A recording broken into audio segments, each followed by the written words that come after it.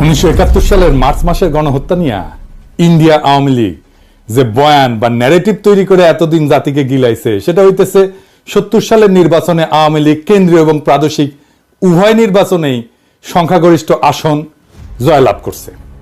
সেই নির্বাচনে আওয়ামী লীগ কিভাবে এত আসন যেতে সেই আলাপে আজ আর গেলাম না।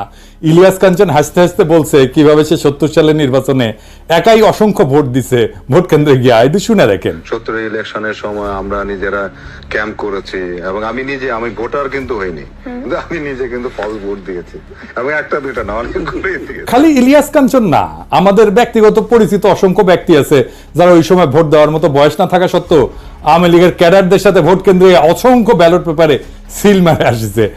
আজকে আর তাদের নামধাম কইলাম না, এইসব আলাপ অন্য দিন হবে। আপনার আশেপাশে 70-এর নির্বাচনে ভোট দেওয়া আর অংশ নেওয়া এরকম কেউ থাকলে জিগায় দেখেন।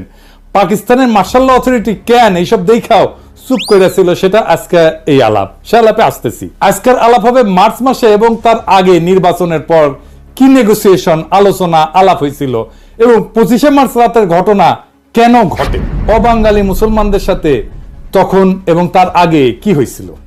এপিসোডটা একটু দীর্ঘ হবে, আশা করি শেষ পর্যন্ত দেখবেন। অনেক অজানা ভয়ঙ্কর কাহিনী জানতে পারবেন। আমরা আগের ভিডিওতে আওয়ামী লীগের ভুয়া অর্থনৈতিক শোষণের বয়ানকে জয় বাংলা করছি, এইটাই যদি না দেখে থাকেন আবার দেখতে পারেন। মার্চ মাস নিয়ে ইন্ডিয়া আওয়ামী লীগ জাতি এবং দুনিয়াকে গিলাইছে একটা ন্যারেটিভ। এটা গিলাইছে মূলত ইন্ডিয়ান গণমাধ্যম এবং তাদের লেসপেন্সার আওয়ামী লীগের প্রোপাগান্ডার জোরে। এখন ভারতীয় গণমাধ্যম আর আওয়ামী লীগ প্রোপাগান্ডা কি মাল সেটাই প্রজন্ম বর্তমানে বাংলাদেশিরা হারে হারে টের পাইতেছে। দেখছেন না এইটারে? ये सबसे बड़ी खबर है और पाकिस्तान का एक कार्गो शिप भारत के बिल्कुल करीब खड़ा है। MV अल बखेरा नाम का ये जहाज बांग्लादेश के चांदपुर बंदरगाह में लंगर डाले बैठा है और सबसे बड़ी बात तो ये है कि इस पाकिस्तानी कार्गो शिप में 250 किलो RDX, 100 AK-47 राइफल, जिसे बांग्लादेश में एक सुरक्षित जगह पर उतार लिया गया।